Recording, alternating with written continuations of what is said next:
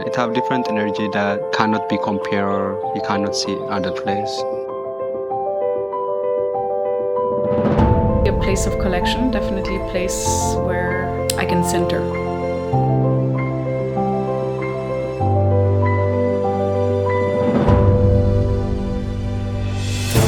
It's a space which I have no word for, but it truly has made me give birth, new birth, and who I am.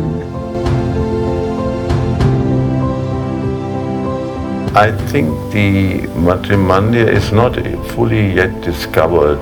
It has still many areas which will evolve while we are evolving,